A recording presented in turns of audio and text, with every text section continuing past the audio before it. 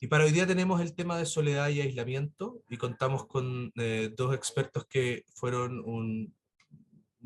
nos colaboraron enormemente en el desarrollo, precisamente también eh, de esta sección, de este capítulo, ¿ya? Contamos hoy día con Luciana Matschluck, espero haberlo dicho bien, Luciana. Ella es psicóloga, magíster en psicogerontología de la Facultad de Psicología de la Universidad de Buenos Aires. Eh, Gracias, Luciana, por estar aquí hoy día. Y también contamos con Ricardo Lacú, psicólogo, IACU, doctorado en Iacú, IACU, sí. Iacú, disculpa, Ricardo. Ricardo Yacub, psicólogo, doctorado en psicología, profesor en la Universidad de Buenos Aires, en la Facultad de Psicología, también eh, que hoy día está presente con nosotros para poder conversar sobre este tema. Y también colaboró ¿cierto?, en el desarrollo de esta sección Daniela Tumala, que hoy día por temas de salud no pudo estar presente, así que le dejamos un cariñoso saludo también y que se recupere pronto. Antes de partir, solo contar que el aislamiento social se entiende como la falta de interacciones con otras personas, a diferencia de la soledad, la cual es sentirse solo, sola, incluso cuando se está con alguien.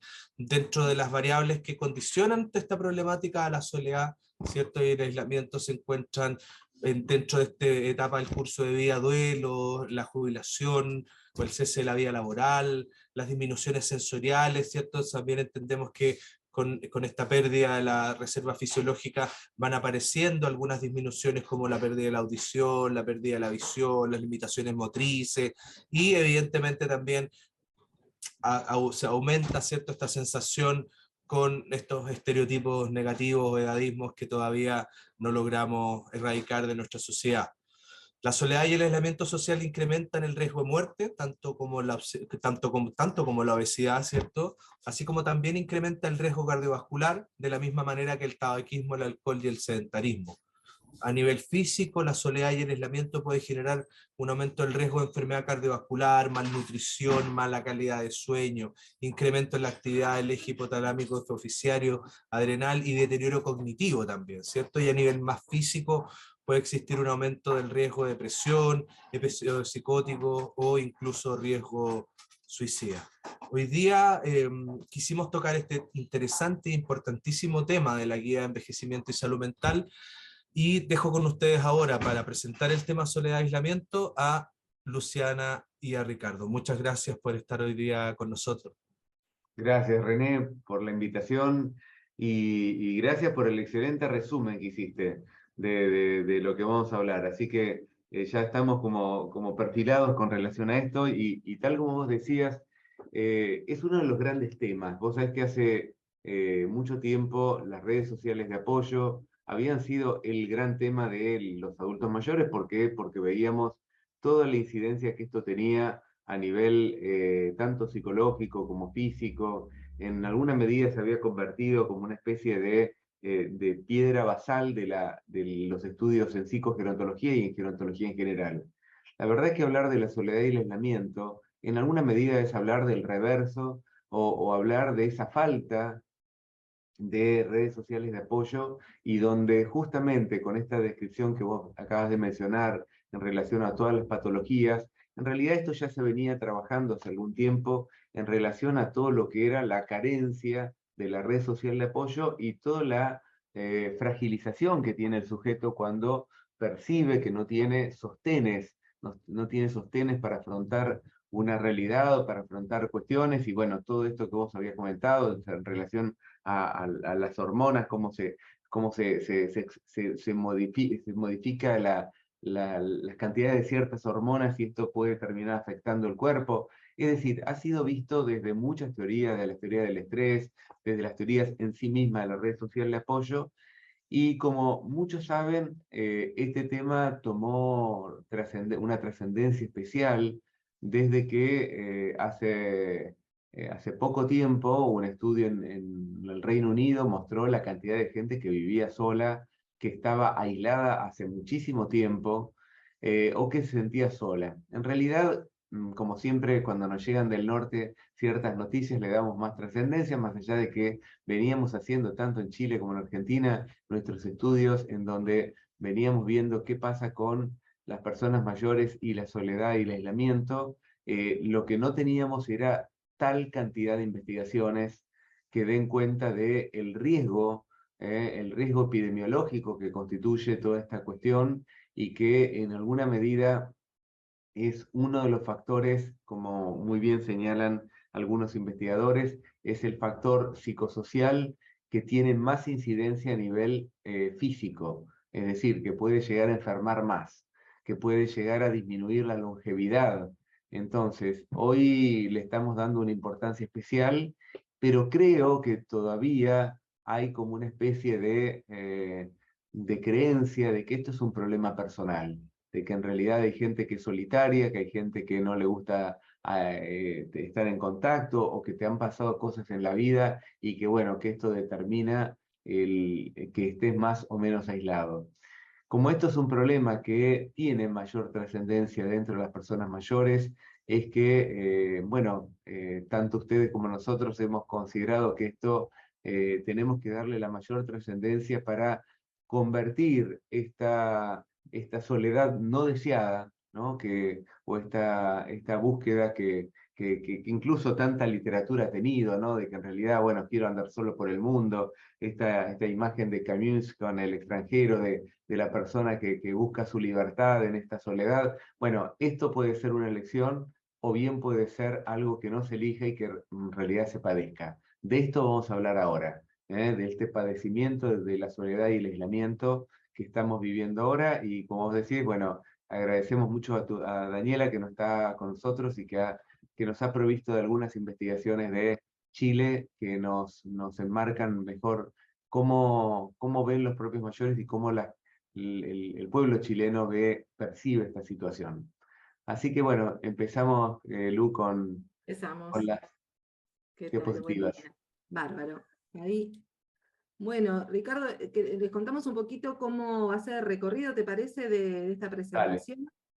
Bueno, vamos a tener un primer momento donde vamos a ver, así como anticipó también René, las diferencias entre la soledad y el aislamiento social, que muchas veces se tiende a confundir, ¿no? O que si bien hay puntos en común, es importante conocer las diferencias que hay entre una y otra problemática.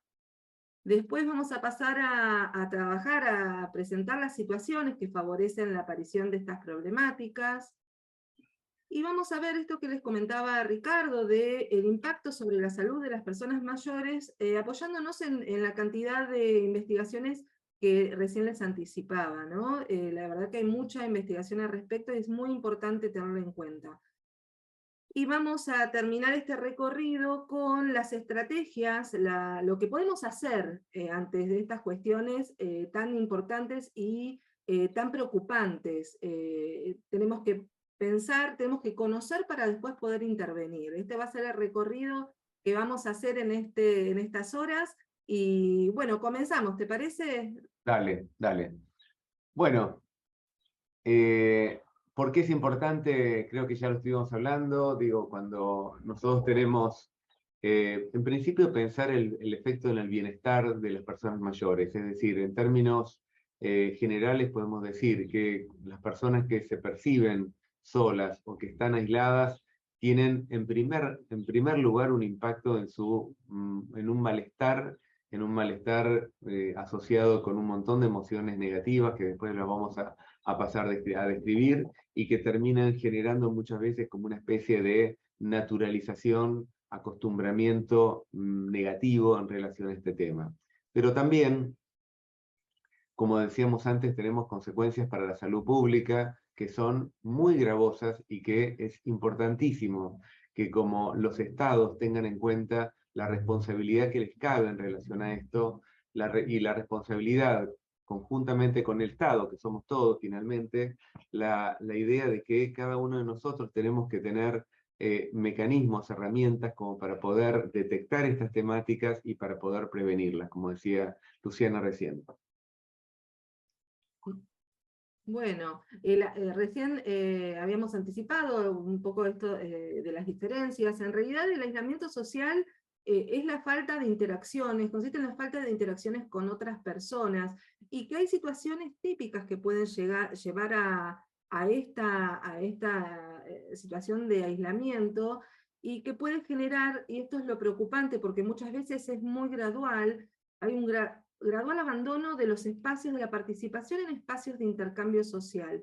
Y se puede dar por diferentes motivos. Muchas veces son las limitaciones físicas que tienen como consecuencia una dificultad para trasladarse o para comunicarse, lo que va haciendo que las personas mayores empiecen a evitar o empiecen a espaciar los encuentros o a postergar gradualmente, y esto hace que muchas veces el entorno no lo perciba, o las mismas personas vayan postergando y vayan haciendo cada vez más distanciado un encuentro de otro.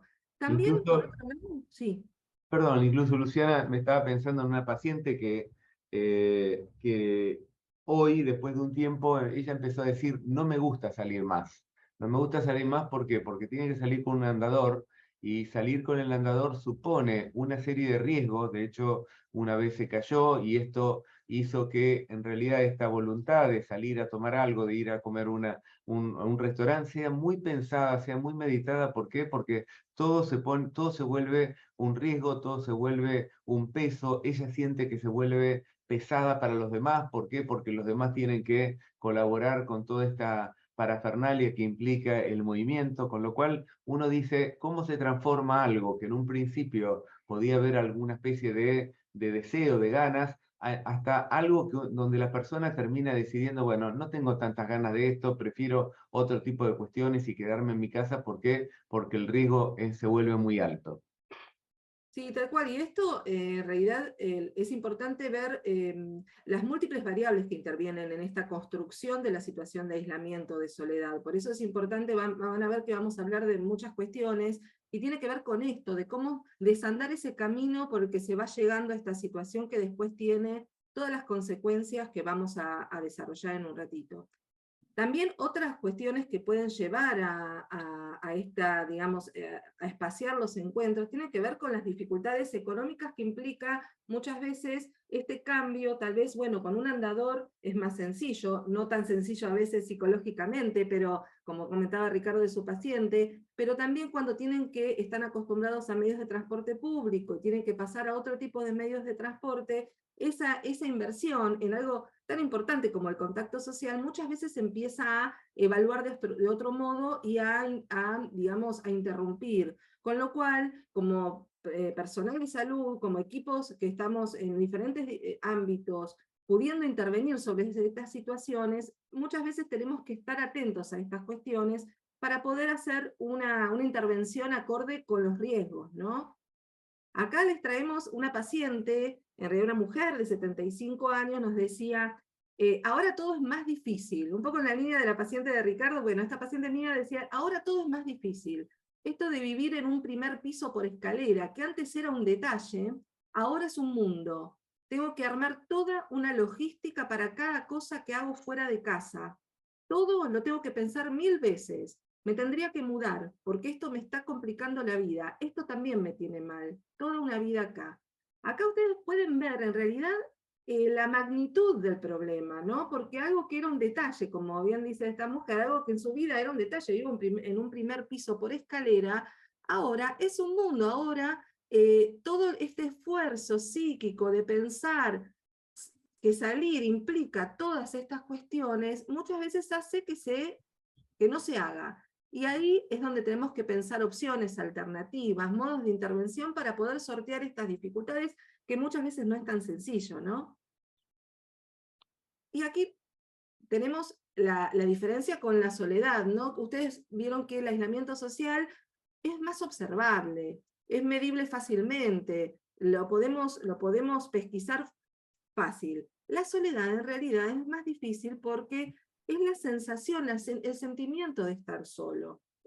Las personas lo que refieren es que no se sienten integradas en sus ámbitos, pueden estar rodeadas de personas y aún así sentirse solas. Entonces, a veces es tan sencillo, yo digo es más difícil, pero a veces es tan sencillo como incorporar en la consulta una pregunta que tenga que ver con esto. Hay escalas muy sencillas de ser administradas, pero tiene que haber una decisión de incorporar la temática de la soledad como una problemática compleja que necesita ser detectada. Y ahí tenemos en contra la naturalización que hacemos de la temática. Por eso es tan importante que se pueda incorporar capítulos con estos temas, ¿no?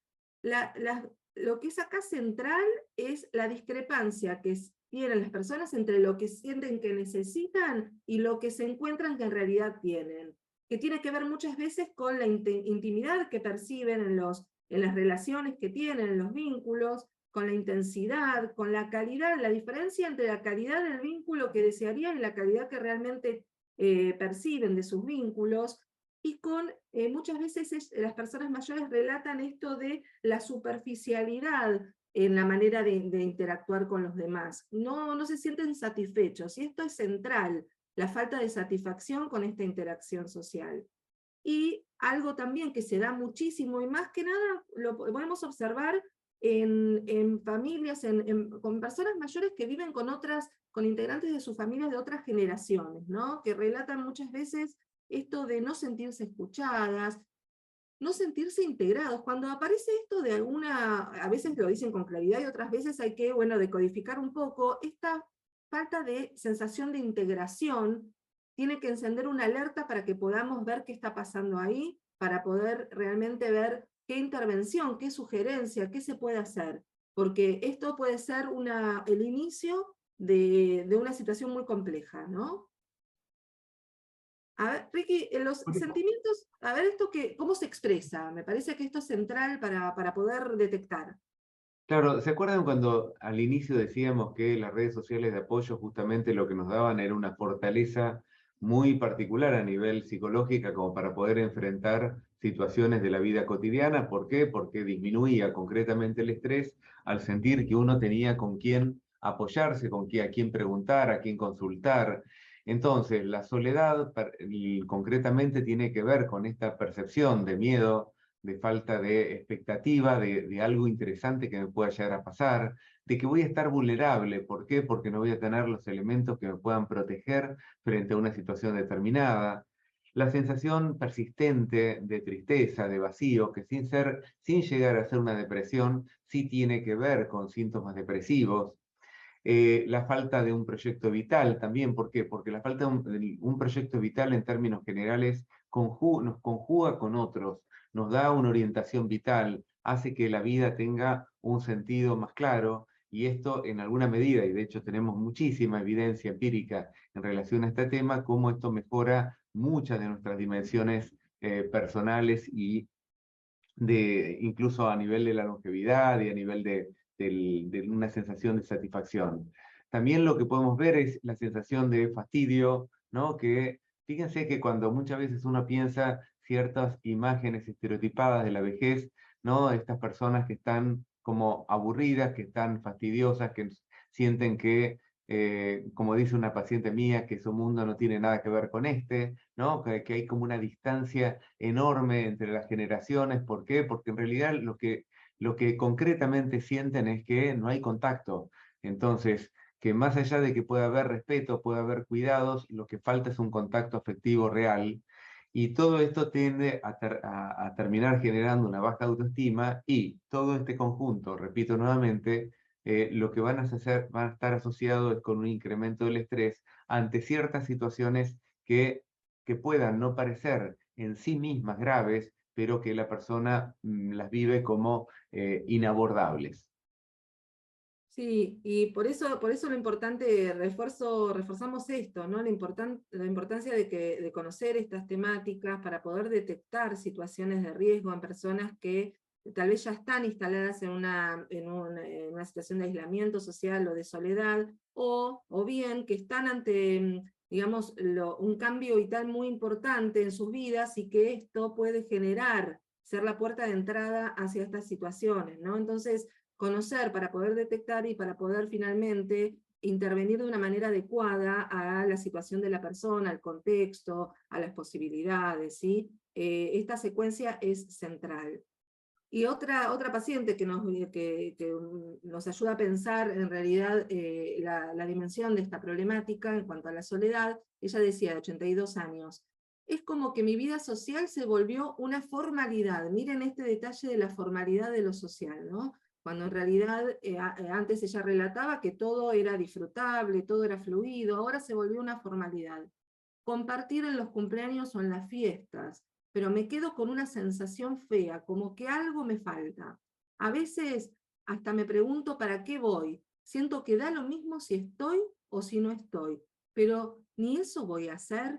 Y esta pregunta me parece central que se hace esta persona, porque en realidad ustedes saben que muchas veces se dan de forma combinada el aislamiento social y la soledad, y es mucho más complejo aún, porque se van reforzando y los efectos se van acrecentando. En este caso, esta pregunta que se hace esta paciente, un poco, si bien ya está instalada una situación muy compleja, porque realmente le está pasando muy mal, no deja de ir. Por el momento no deja de ir, ¿no? Porque ella detecta que si deja de ir, aunque la pase mal, aunque sienta que hay una superficialidad, una formalidad en el contacto, y que no se siente integrada, detecta que hay un riesgo en el no ir. Entonces, muchas veces las personas no se hacen esta pregunta o no registran que podría ser peor aún. Entonces ahí nosotros tenemos, como profesionales de la salud, tenemos que poder detectar estas situaciones que se pueden detectar en estas conversaciones, en estos comentarios al aire, como a veces uno dice, o bueno, o cuando aparecen algunas conductas evitativas, excusas que muchas veces tienen buen fundamento, ¿no? Porque esto que decía Ricardo, bueno, esta insistencia en salir para conectarse y demás, y después las caídas o las situaciones que en realidad vienen a reforzar el temor, o los comentarios de los familiares, ¿no? Estar muy atentos y atentas para detectar estas situaciones y para poder desandar o desarmar un poco lo que se va armando como peligroso, como riesgoso, ¿no? Vos sabés, Luciana, que en un grupo que yo tenía de como lo que le llamamos acá centro de jubilados o centro de personas mayores, una señora había como podido observar esta diferencia y decía, cuando yo estoy en mi casa, que vivía con la familia, soy la abuela. Cuando estoy acá en el grupo, soy yo. ¿Qué significa? Que esta dimensión del yo, ¿no? De un yo incrementado, de un yo donde ella registra que al otro le hace falta, que en realidad no cumple solamente un rol, sino que está en interacción con los otros de una manera positiva. Y creo que muchas veces cuando no hay un espacio alternativo como para poder reflexionar sobre esto, muchas veces lo que termina pasando es que los viejos terminan entendiendo que las cosas son así, que el lugar que les queda es un lugar a veces un poco más de segunda, y esto a veces genera tensiones porque la gente se revela frente a estos lugares de segunda, pero que no termina de entender que puede tener un lugar alternativo y mucho más positivo frente a esto, que no lo haga sentir o no la haga sentir solo sola. ¿Mm? Bueno, ¿cuáles son las causas? Acá tenemos varios factores que favorecen su aparición en la vejez, es decir, no son los factores únicos. Ustedes saben que siempre en las investigaciones vamos a tener distintas lecturas, hay algunas investigaciones que tienen incluso algunas contradicciones, pero en términos generales podemos ver que están los duelos, y acá los duelos, ustedes saben que pueden tener una concepción más amplia, es decir, de todas aquellas pérdidas que pueda tener un sujeto. Acá vamos a dejarlo en relación a la pérdida de los vínculos, que van a tener una incidencia muy importante en relación a lo que sería la aparición de la soledad. Por otro lado, la jubilación, que más allá de que para algunos dicen que esto no necesariamente se da, lo que sí vamos a encontrar es que especialmente en los varones vamos a notar como hay una pérdida de una red social que parecía ser un grupo de amigos, pero que a la distancia termina siendo un grupo de compañeros donde si no está el trabajo como motor, como lugar de unión, se empieza a perder estos encuentros. O, por ejemplo, se da el caso de muchas mujeres que quizás son solteras, sin hijos, y que pusieron en el trabajo toda una serie de aspectos afectivos que hace que la pérdida del trabajo las haga sentir notoriamente más solas. Es como un grupo específico dentro de las investigaciones de jubilación. Asimismo, las limitaciones motrices, de las cuales ya venimos hablando y que comparte también con el aislamiento, y acá tenemos todo lo que mencionamos, no solamente la dificultad de moverse, el peligro de moverse, las caídas, todas estas cuestiones, así como los costos que tiene moverse cuando uno tiene una limitación, y finalmente las disminuciones sensoriales, que ahora las vamos a explicar, pero que tanto a nivel del oído, a nivel de la vista, van generando que sea mucho más compleja la conexión con los otros. Sí, bueno, los duelos de los vínculos en realidad, como decíamos, puede representar el inicio de todas estas situaciones, ¿no? Por esto que comentaba Ricardo, un cambio concreto en la red de apoyo y también por todas las emociones que están asociadas a estos procesos de duelo, ¿no? Y que la frecuencia es central, ¿no? De la pérdida de esta frecuencia en estos vínculos, que pueden ser hasta, bueno, de personas, pero también de mascotas, que cada vez más le estamos dando más importancia a esta pérdida de vínculos, que yo me acuerdo una paciente decía, no solamente el dolor por la pérdida del animal de compañía, sino que también le representaba un cambio en la rutina que hacía que eso que ella registraba, que interactuaba con otras personas del barrio, de la zona, porque salía todos los días a pasear a su perro, y que tenía encuentros casuales, en realidad por comentarios, ay, de qué raza es, y cómo se llama, y qué lindo, y demás, pero también tenía encuentros más sistemáticos con los que iban a la misma plaza en el mismo horario, y era la excusa de pasear el perro, implicaba unas conversaciones cotidianas que tenían un valor muy importante para esta persona. Entonces realmente, tan complejo fue la pérdida de esta mascota, que finalmente tuvo una recaída ella había tenido episodios de depresión, y ella localiza claramente esta pérdida con el momento en que tuvo la recaída con la depresión, ¿no? Entonces, miren qué importancia, ¿no? Ricardo, ¿querías comentar algo? Sí, asimismo también es importante tener en cuenta que en la red de apoyo de las personas mayores y en general en casi todos nosotros, la pérdida del cónyuge es una de las pérdidas más importantes y más habituales que también se dan, no solamente por una cuestión amorosa que puede haber sucedido o no, sino por una cuestión de estrés. Es decir, el hecho de la pérdida de una pareja genera una serie de limitaciones funcionales, ya que muchas veces el haber vivido 40, 50 años con la misma persona hace que el otro sea la mitad de uno, es decir, que las actividades las hayamos dividido entre los dos, con lo cual la pérdida de esa persona genera un monto de soledad, no solamente aislamiento, porque puede haber otros que estén, pero una sensación de soledad. ¿Por qué? Porque en realidad la persona siente que no puede manejarse solo en el mundo. Entonces esto está muy ligado a aumentos de estrés y de patologías en relación a esto. De hecho, es muy común ver después de la muerte de un cónyuge cómo aparecen enfermedades, cómo las personas se caen. Es decir, hay cuestiones que son realmente llamativas, y que es llamativo también que no haya una preocupación desde la salud pública por este tipo de cuestiones.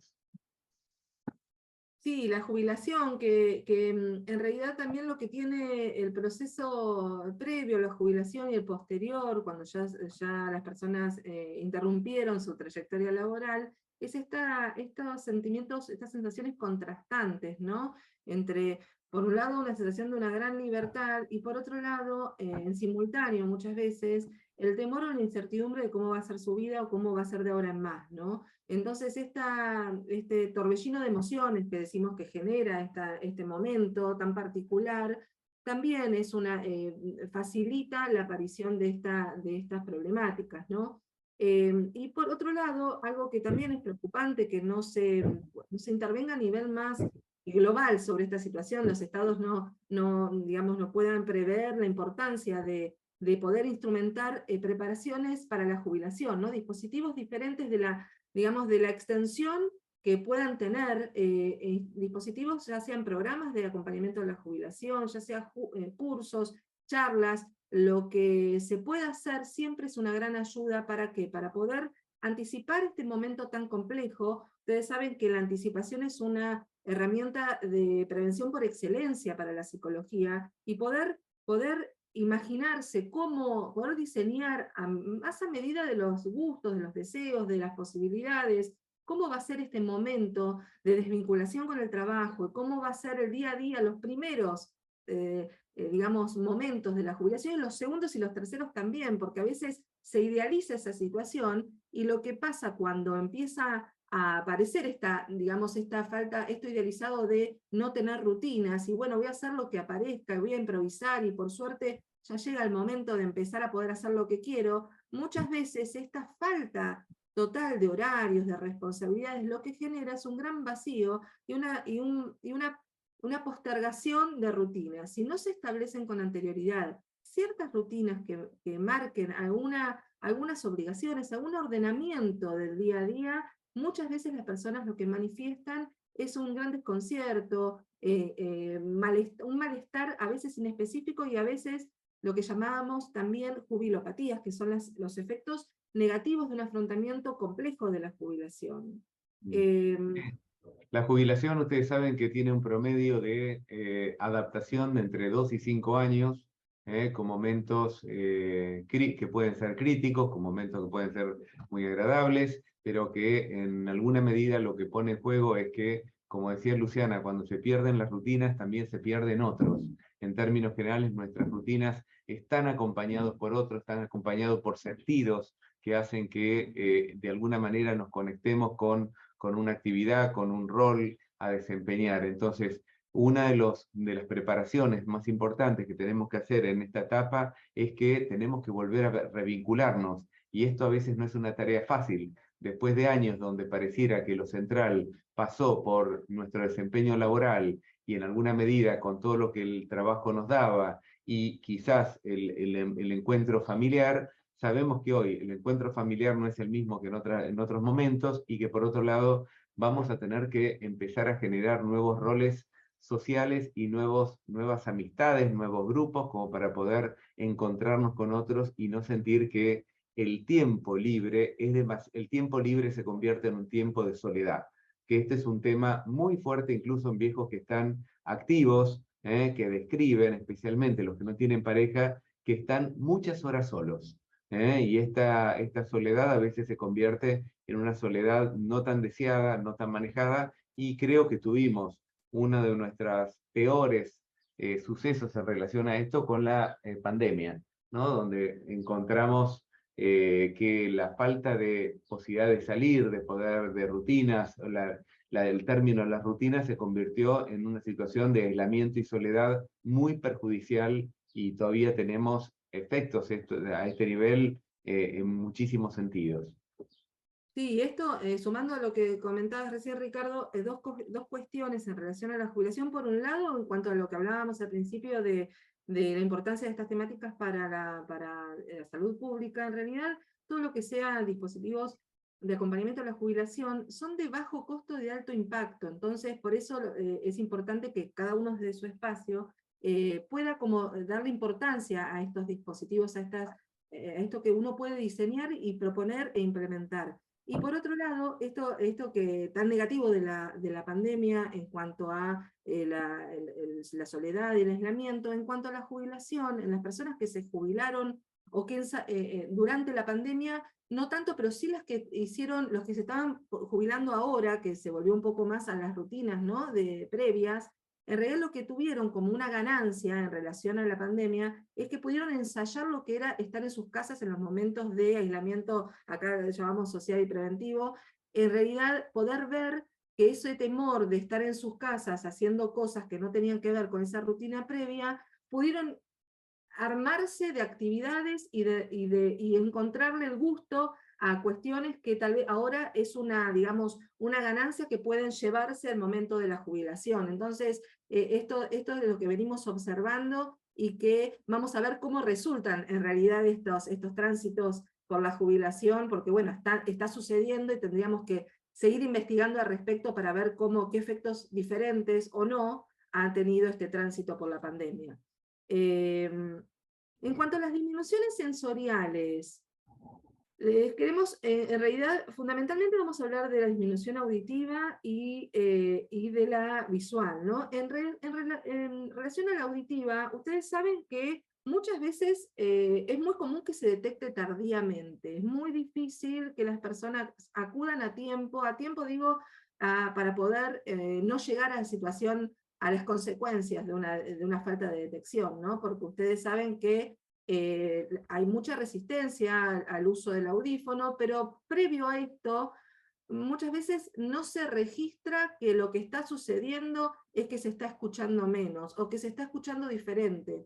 Entonces, lo que la presbiacusia, que es esta disminución auditiva que se da en las personas mayores, no solamente implica esta dificultad para oír, sino una baja tolerancia a sonidos fuertes, o muchas veces lo que relatan las personas es que se empastan las palabras y no se puede, cuando hablan muchas personas al mismo tiempo, típico de reuniones, lo que empiezan a registrar no es que no escuchan, no entienden, sino el malestar que les genera esta acumulación de sonidos, esto que se va empastando, y que en realidad lo que podemos observar como profesionales de la salud es que las personas empiezan a evitar estas reuniones. Con esto que decíamos hace un rato, de las conductas evitativas, las excusas, la sensación a veces de no sentirse integrados o no sentirse escuchados, tiene que ver en su origen muchas veces con esto, porque ¿cómo se construye esta situación? Empiezan a preguntar, o empiezan a hacer comentarios en base a algo que escucharon mal,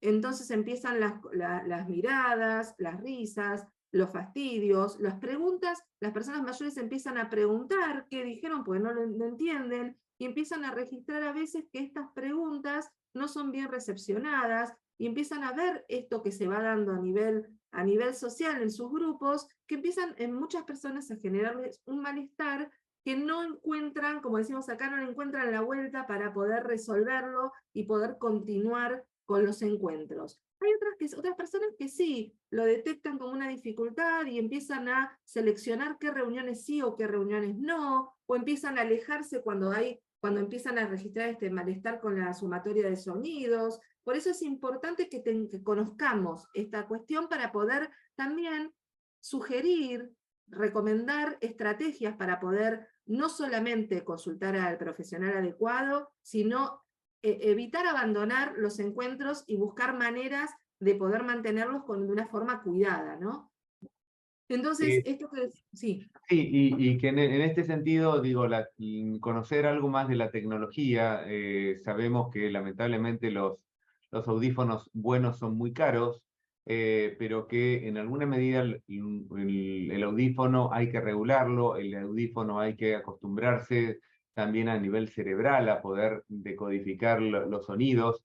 Entonces, lo que tenemos que tener en cuenta claramente es que tenemos que tener algún conocimiento de estas cuestiones porque muchas veces los audífonos pueden justamente funcionalizarse para reuniones, es decir, donde justamente tenemos que escuchar ciertos sonidos a lo lejos, es decir, cuando la persona se adentra en esto, sabe que tiene que a veces ir a adecuar el audífono como para poder estar en una reunión o para poder sentarse en ciertos lugares, o saber que hay algunas reuniones que quizás no va a poder estar, pero que la persona tenga mayor control de esta situación como para que esto no parezca como una escena de pérdida, de abandono, sino que en realidad reconozca su dificultad y pueda tratarla de la mejor manera.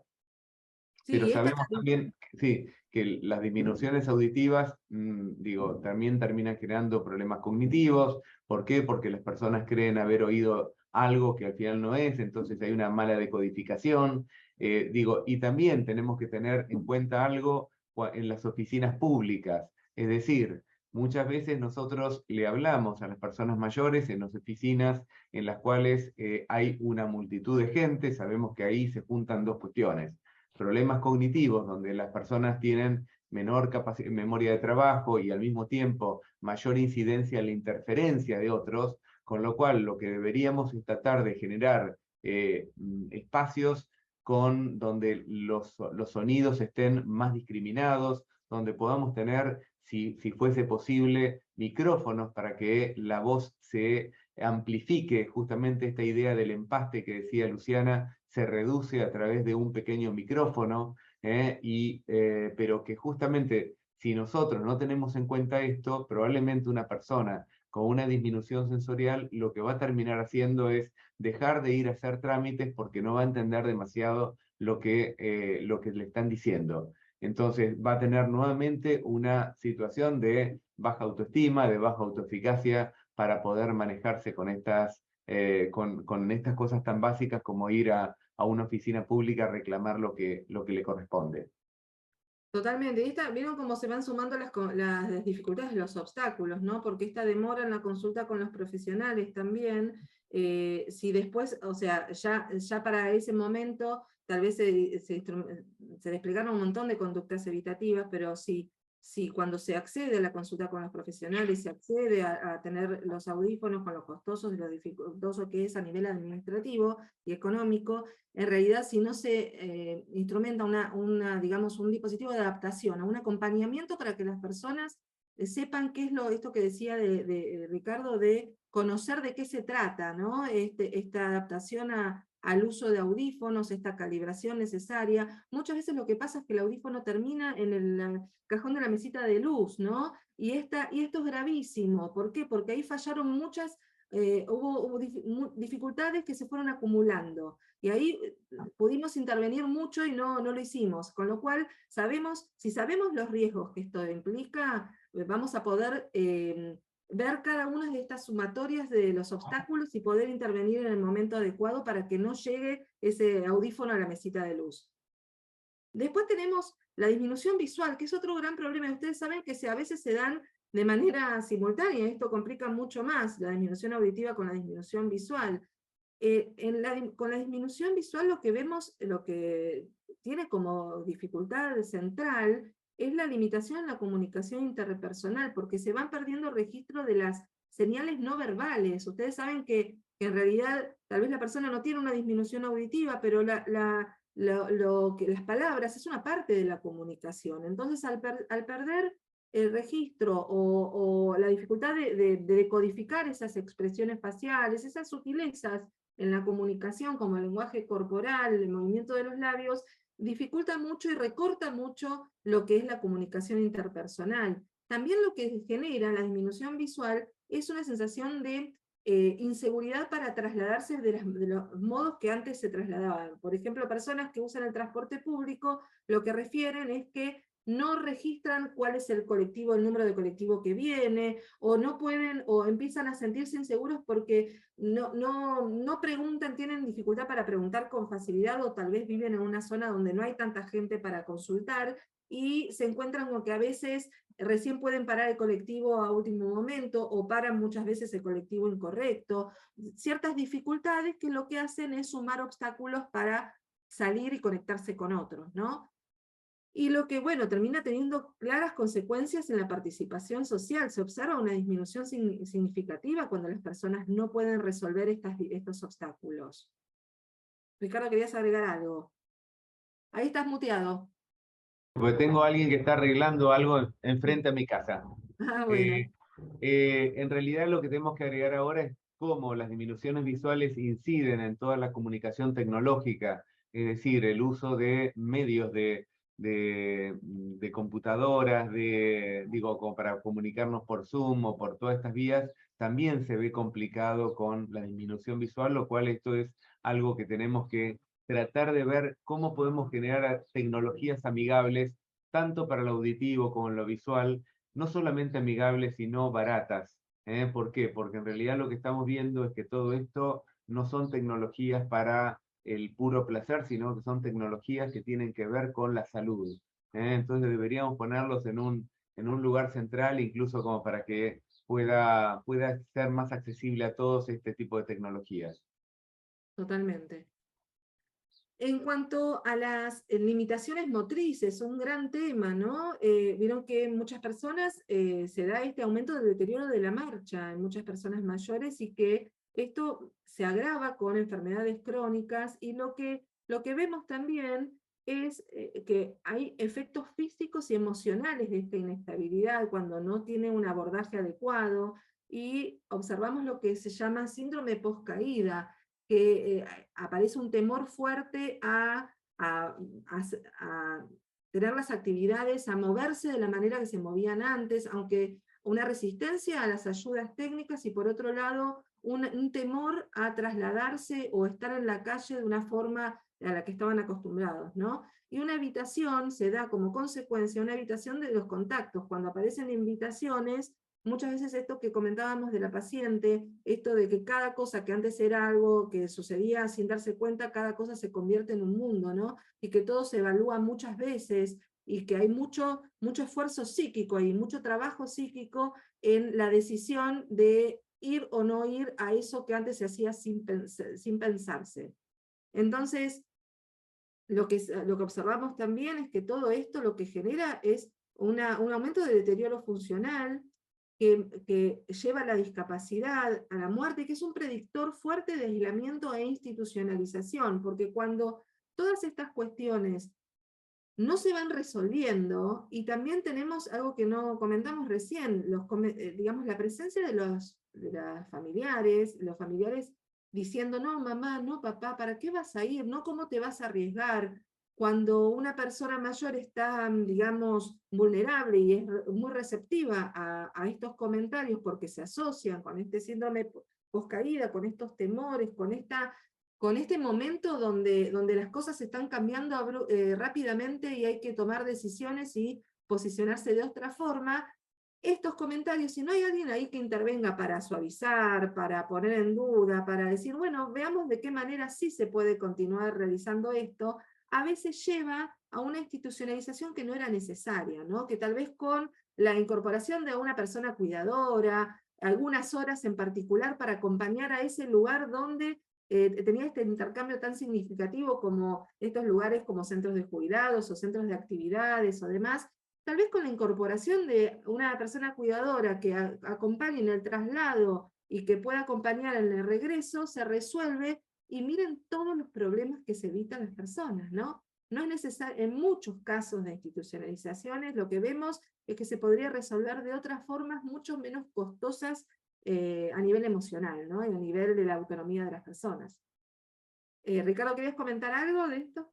No, digo, la verdad que las limitaciones motrices quizás son uno de los centros neurálgicos del detenimiento y las consecuencias pueden ser nefastas. Sabemos que no siempre las ciudades están preparadas para que la gente se maneje de esta manera. Las veredas pueden llegar a ser un riesgo, incluso ciertos niveles de inseguridad, como decía una paciente el otro día, que dice, si a mí me tiran en este momento de mi vida para robarme algo, probablemente pueda romperme la cadera, con lo cual digo, hay un montón de cuestiones que son, por un lado, limitaciones motrices y una percepción de inseguridad que ciertas personas mayores van sumando cuando tuvieron este tipo de dificultades, como caídas, cuando tuvieron situaciones de riesgo a nivel físico. Entonces, me parece que tenemos que tener ciudades mucho más preparadas como para poder justamente darle lugar a que las limitaciones motrices no sean un obstáculo,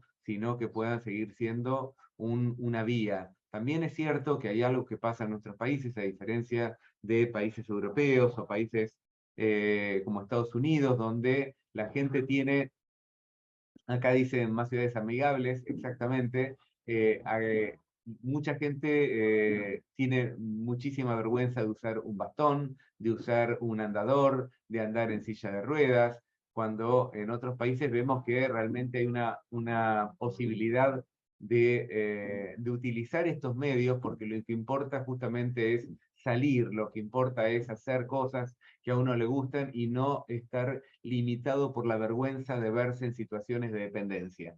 Que esto lamentablemente todavía nos debemos un trabajo cultural, como de comunicación social, como para poder trabajar sobre estas cuestiones. Sí, totalmente. En realidad lo que también podemos observar, y tal vez para pensar, y vamos a verlo después, reforzarlo con las encuestas que compartió Daniela Tumala y otras investigaciones que se hicieron acá en Argentina, algunas variables que condicionan la problemática de la soledad, sumando un poco a ver en realidad en qué personas de la población mayor se da habitualmente, con más frecuencia, y a partir de una investigación de Amadasi del 2015, lo que se pudo ver es que se da fundamentalmente en las personas de edad más avanzada, en las de menor nivel educativo, en los estratos socioeconómicos más bajos, en las mujeres, fundamentalmente, en las personas que se perciben más enfermas. Ahora vamos a ver otras investigaciones que refuerzan esta idea, y también tenemos que tener en cuenta algo que comentaba René al comienzo en la presentación, los efectos del viejismo, ¿no? Los efectos de digamos, las representaciones negativas de la vejez, cómo esto va reforzando y va retroalimentando este armado de esta situación que lleva a la soledad y el aislamiento. Esto es interesante, esta filmina en particular y estos estudios que fueron muy amplios. ¿Por qué? Porque en realidad lo que nos muestran es que concurren distintas cuestiones. Obviamente las personas de edad avanzada lo que tenemos es, por un lado, más dificultades a nivel física. No sé si está haciendo mucho ruido el ruido exterior que tengo yo o no. No, no, para nada. Ah, Ricardo, no, para nada. Sí, Bueno, entonces yo estaba preocupado por tranquilo. eso. Para nada. Entonces, concurren varias cuestiones. Por un lado, una cultura de un grupo generacional que considera que la salida, que la actividad no es tan importante como la cultura de las generaciones más jóvenes. Pero también lo que tenemos es en los niveles educativos más bajos o los socioeconómicos más bajos, es que las redes sociales de apoyo son más chicas, están en términos generales asociadas con la familia y quizás con algo del barrio, mientras que en los niveles educativos más altos vemos que las redes sociales son mucho más extensas, y esto lo pudimos comprobar con nuestras propias investigaciones en los distintos momentos de la pandemia, donde las personas de nivel educativo más alto, que muchas veces condice con niveles socioeconómicos más altos, tenían redes sociales muchísimo más extensas. Por ejemplo, la presencia de los amigos era un personaje muy importante en estos niveles, mientras que en los niveles educativos más bajos casi no aparecía la idea del amigo. Era todo en términos más de la cuestión familiar. En las mujeres, ¿por qué lo podemos encontrar? Esto es un tema bastante controversial. Sabemos que las mujeres son las que más salen a reunirse. Si nosotros vamos a un grupo de personas mayores, el 99% van a ser mujeres, pero también lo que tenemos que tener en cuenta es que como la vejez se feminiza, entonces la mayoría van a ser mujeres, y las mujeres van a llegar a más viejas, pero van a llegar con más limitaciones, con lo cual lo que vamos a encontrar es que hay un grupo que son las mujeres más viejas que van a se van a encontrar más solas en algún momento. En términos generales, los varones mueren con sus parejas, mientras que las mujeres mueren solas, que esto es un factor que contribuye notoriamente a la soledad y el aislamiento. Y obviamente cuando la persona se percibe más enferma, lo que en términos psicológicos podríamos llamar hipocondríacos, en realidad lo que llevan es que a ese contacto, ese vínculo con el afuera, se termina limitando a un vínculo muy ligado al propio cuerpo, a manejarse con los médicos, es decir, a que todo esto se pierde el interés por el afuera y aparece una gran preocupación por el propio cuerpo, por el sí mismo. Aquí la señal de alerta justamente viene en la línea de lo que decía Ricardo en esta sumatoria de factores, ¿no? Que como ven que cada uno de los temas que recién estuvimos exponiendo se pueden ampliar muchísimo, podemos charlar horas sobre esto porque se va amplificando, ¿no? Cada uno es un tema que tiene mucho para desarrollar, entonces cómo estas cuestiones van agravando la situación. Ustedes saben lo que nos compartió Daniela Tumala, que es coautora del capítulo, son algunas encuestas que se han realizado en Chile, la quinta encuesta de calidad de vida en la vejez, que lo que indica, un poco en la misma línea de lo que veníamos viendo de la investigación amplia de Amadasi, es que el 43, esta fue una encuesta que se realizó a personas mayores, y el 43,5% de las personas encuestadas percibe algún grado de soledad, el 37,4% siente falta de compañía, esto es lo que arrojó en el 2019, en el 2017 35,3%. El 33% no tiene amigos cercanos, no tiene con quién conversar de asuntos personales o llamar para buscar ayuda. El 23% se siente aislado, aislada de los demás. Un 24,2% se siente excluido. Eso es muchísimo. Ustedes son preocupantes estos porcentajes. Y un 20% no tiene a alguien que le acompañe para hacer trámites, para ir al médico. Y después, en un estudio en curso, lo que indica, miren qué llamativo y qué preocupante a la vez, el 23% de los participantes reporta 0 amistades. Las consecuencias de esto son muy preocupantes.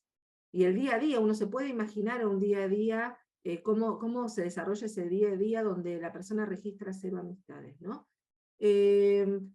Después, por otro lado, en la encuesta de inclusión y exclusión social de las personas mayores en Chile, que lo que nos ha comentado es que esta encuesta se administró a personas mayores de 18 años, donde también se había tomado a personas mayores.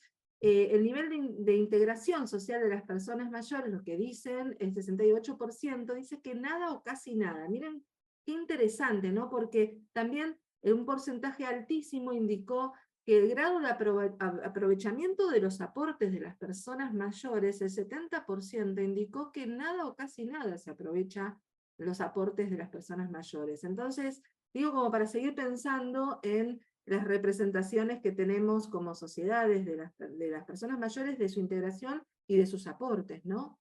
Y también pensando que la integración no es un factor que se moviliza solamente porque las personas mayores lo quieren. En términos generales, esto es una interacción entre generaciones, entre grupos, y cuando del otro lado piensan que nada de lo que puedan dar los mayores es demasiado importante, la verdad que no es una gran invitación a que los mayores contribuyan o participen o se incluyan. Totalmente, porque esto después se ve en el día a día, en las conversaciones, en esto que dicen no me siento integrado, en las charlas, en las reuniones, justamente ahí está tal vez la base de mucho de esto. Y después en esta pregunta que se hizo, ¿cuál es el principal responsable del bienestar de las personas adultas mayores? Acá se podía marcar más de una opción. Miren cómo el 80% marcó que la familia, el 52% políticos y gobernantes, el 28% los propios adultos mayores, el 17% amigos, vecinos y conocidos, y un 14% marcó que las organizaciones religiosas y caritativas. Esto, digo, yo quisiera hacer un pequeño señalamiento acá, ¿no? Porque a veces darle tanta responsabilidad a la familia es un problema. Sabemos que ante ciertas situaciones de dificultad, la familia aparece como uno de los principales resortes, y nuestros países en este sentido tenemos la suerte todavía de que hay solidaridad intergeneracional. Pero al mismo tiempo, pensar que la familia tiene un rol tan importante cuando hoy vemos tantos familiares que viven dispersos por el mundo, es decir, donde la idea de familia ha cambiado tanto, seguir cargando, y en esto aún aprovechamos hacer una crítica a la película del Topo, ¿no? Porque parecería que al final el conflicto venía porque la familia los dejaba ahí y no porque la institución quizás no era la más adecuada.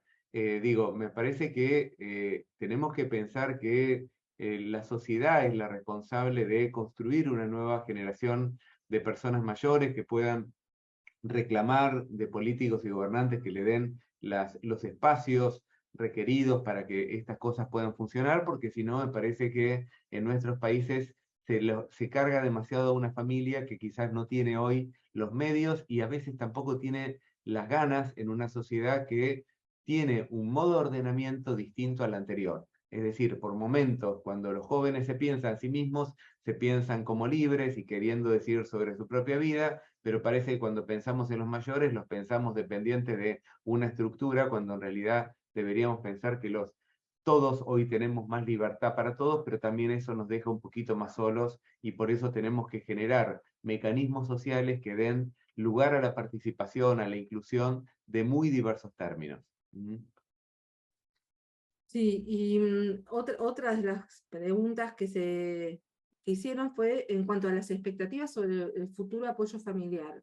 y lo que comentaron, lo que respondió el 46% es que no cambiará, el 42% que disminuirá, y el 12% que aumentará, en la misma línea de lo que comentaba de la importancia que se le da a la familia, ¿no? Y en cuanto a la preparación para la propia vejez, el 12% indicó la importancia de desarrollar redes de amistades.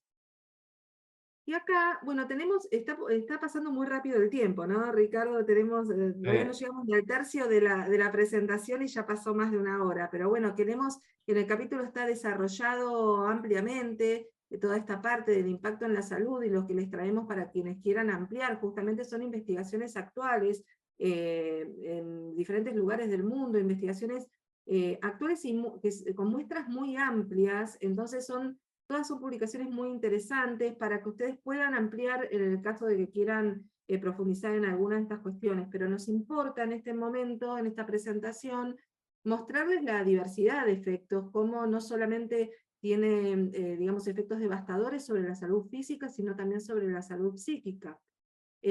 Vamos a sobrevolar un poco estas diapositivas como para hacer una síntesis. Simplemente algunas cuestiones, como decíamos al inicio, la soledad y el aislamiento es el factor psicosocial más importante en la determinación de la menor longevidad.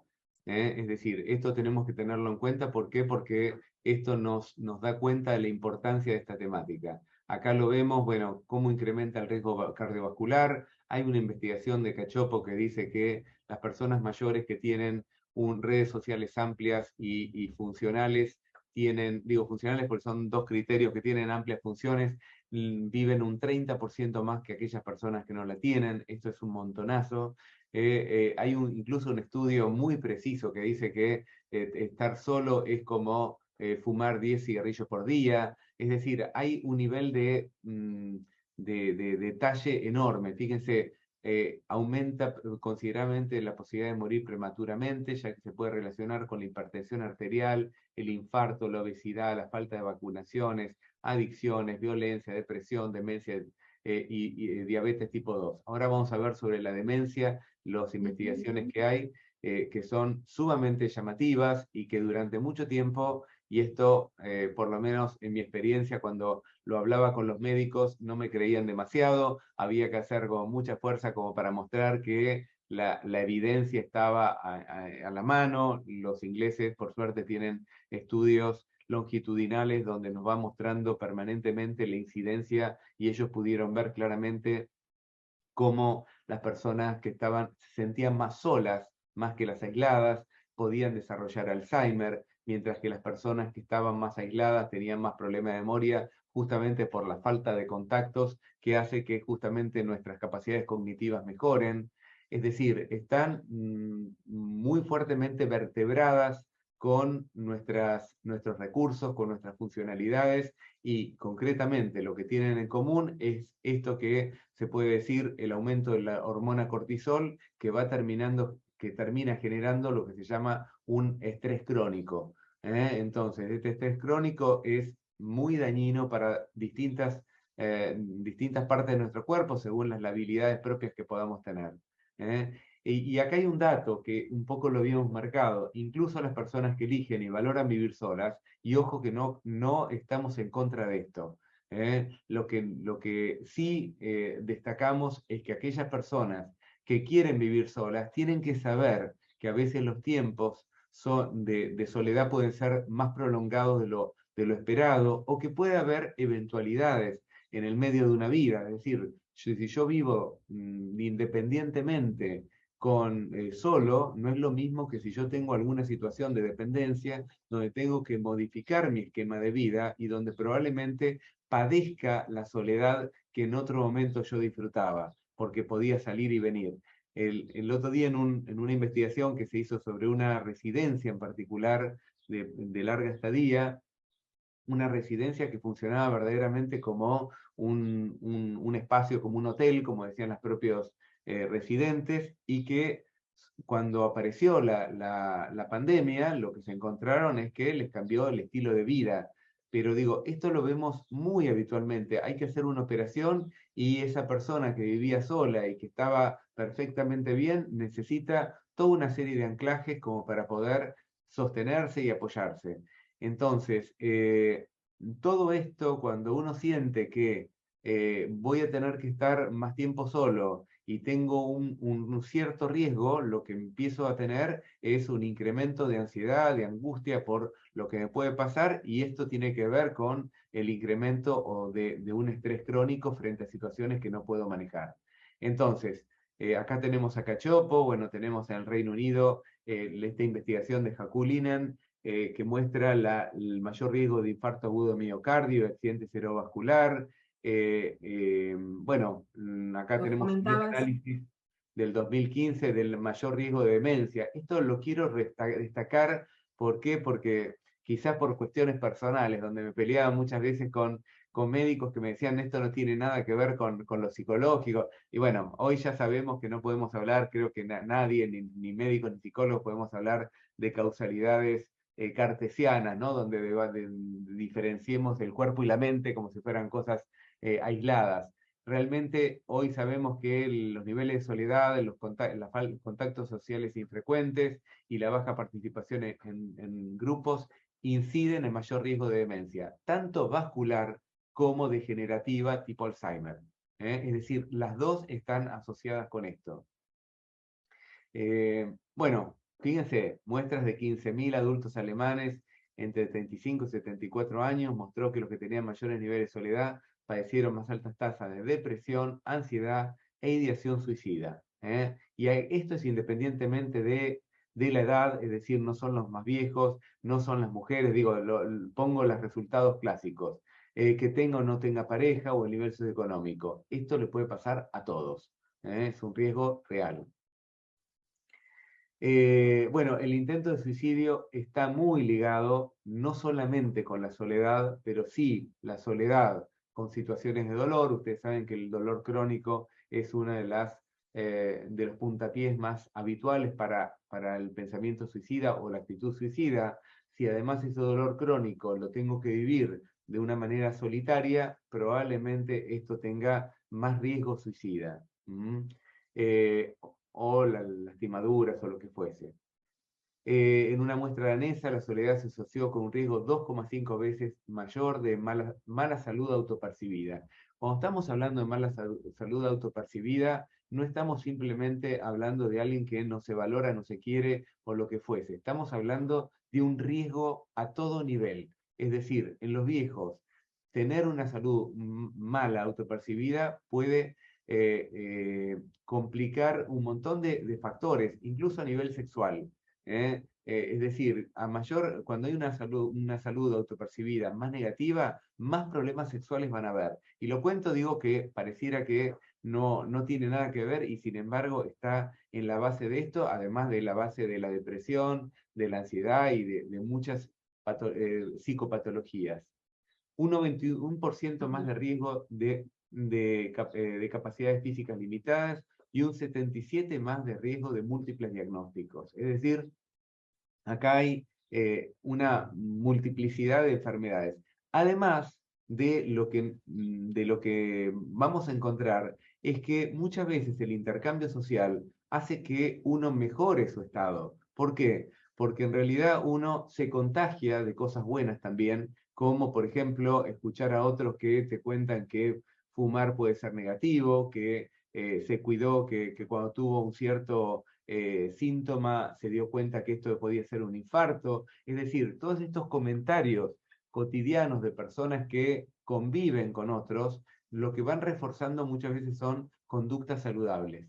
Entonces, por lo contrario, a mayor soledad lo que vemos es que el alcohol se consume más a menudo. ¿Por qué? Porque en realidad no hay nadie que me registre, porque estoy solo. El consumo de psicotrópicos aumenta notoriamente. ¿Por qué? Porque estoy aburrido, entonces quiero dormir la siesta, como no tengo sueño, tomo Trapax o tomo Alplax o tomo, cualquier benzodiazepina. Es decir, empiezo a comer mal. Es decir, como estoy solo, entonces a la noche no como y como unas galletitas y después esto termina causándome daños muy graves porque en realidad la dieta se vuelve insuficiente o la dieta se vuelve rápida. Es decir, como lo que hay. Todas estas... ¿Para qué me voy a cocinar, no? ¿Para qué me voy a cocinar a mí sola? Exactamente, entonces los ritos ligados a la buena comida se pierden y esto es un factor de riesgo para la salud. ¿Mm? Y la falta de actividad física, obviamente. Bueno, esto ya lo habíamos comentado. Entonces se presenta en realidad la pregunta, digamos, esperable: ¿qué podemos hacer frente a esta situación del aislamiento social y la soledad, ¿no? Ustedes saben que hubo dos autoras que en el 2017 lo que propusieron es dividir en 4 subgrupos a las personas mayores para poder diseñar intervenciones ajustadas a las necesidades puntuales de cada subgrupo. Entonces, por un lado, indicaron un subgrupo, pudieron visualizar que hay coincidencias entre personas que padecen tanto la soledad como el aislamiento social. A este subgrupo lo llamaron los ciudadanos ocultos, y son aquellas personas que son de difícil alcance, porque muchas veces cuando llegan al sistema de salud, llegan ante una emergencia, ante una urgencia, y ya en muchas ocasiones cuando es difícil intervenir. Entonces, lo que decían es que en realidad, más allá de que sean los de más difícil detección, son los que más se benefician ante una posible intervención, ¿no? Como son, digamos, el subgrupo más vulnerable y el que tenemos que como equipos de salud poder reforzar y como ajustar y agudizar la manera de detectarlos para poder intervenir, y se van a ver mucho más beneficiados que los otros subgrupos. Una cosita, Sí. primero quiero manifestar que hubo una muy buena intervención recién, que quizás se convierta esto en el síndrome geriátrico del futuro. Me parece que por los riesgos y todo esto, me parece, acá está volviendo a escribir este alumno que está poniendo cosas muy interesantes. Pero quisiera como destacar algo en relación al grupo anterior, estos ciudadanos ocultos. En realidad, uno de los métodos más fáciles que tenemos tiene que ver con los médicos. Es decir, los médicos geriatras o los médicos en general, cuando tendrían, si pudiesen hacer preguntas en relación a esta temática, si pudiesen tomar escalas que son muy simples, que después se las vamos a dar, como la de Yerbel, en realidad lo que nosotros podríamos tener es que el médico pueda ser un difusor de esto. También poder hacer guías, guías para estas personas que puedan estar en los hospitales, que puedan estar en los consultorios, donde transitan más personas mayores. ¿Por qué? Porque tenemos que convencer a las personas del riesgo. La gente no cree que esto sea un riesgo porque no relaciona la dificultad que está teniendo con el resultado. Y de hecho, a muchos de nosotros nos costó creer la cantidad de enfermedades que se producían en relación a esta temática. Entonces, creo que tenemos que ver que justamente esta es una población donde no lo vamos a tener en los grupos de mayores, no van a ser los que viajan, no van a ser, sino que son personas que quizás tenemos que ver cómo llegamos cuando hay servicios de ambulancia y especialmente todo el servicio médico, que es lo que más consumen o que más pueden consumir y donde el médico puede ser nuestro aliado esencial frente a esto. El médico, Sí, el enfermero, todos los que van atendiendo, ¿no? y para sumar a esto que decías, Ricardo, la estigmatización también lo que dificulta mucho que aparezca cuando se formula la pregunta, si se siente solo, es esto de que muchas veces hay que buscar la manera de preguntar para que aparezca la información, porque hay toda una dificultad para reconocerse solo o sola, porque se supone que está mal visto, que qué van a pensar de mí si yo digo que me siento sola, que fui una mala madre, fui una mala amiga, una mala pareja, ¿no? Como poder romper todo esto. Las guías ayudan mucho a esto, porque justamente lo que hace es ablandar, primero socializar información, sensibilizar, y por otro lado, ablandar estas cuestiones que estaban como rígidas y muy tapadas. El segundo subgrupo son aquellas personas que están aisladas socialmente, pero que no se sienten solas. Y muchas veces se dan personas que viven en lugares poco poblados, o que tienen algunas ocupaciones como la actividad rural, que hace que tengan pocos intercambios, ¿no? Poca frecuencia en los intercambios, pero no se sienten solas. Y acá con este subgrupo hay que prestar mucha atención cuando se dan estas situaciones de cambios, cambios vitales, ¿no? Cuando la persona enviuda, o cuando hay alguna dificultad seria, o algún cambio que pueda generar una vía de entrada digamos, a la soledad, ¿no? Cuando pasa de estar en el grupo 2, tal vez al grupo 1.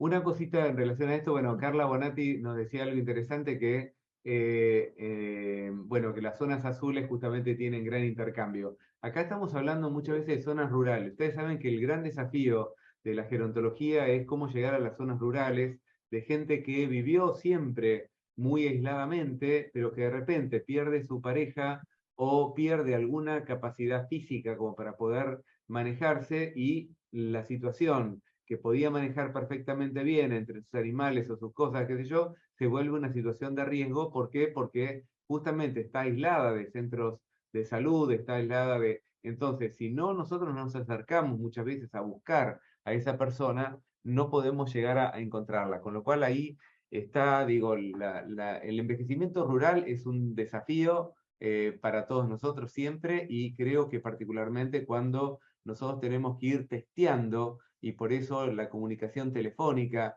el poder acercarnos, el ver cómo van, el ver si se hicieron ciertos estudios, debería ser un medio de acceso a una población que de otra manera no va a estar tan fácilmente localizable.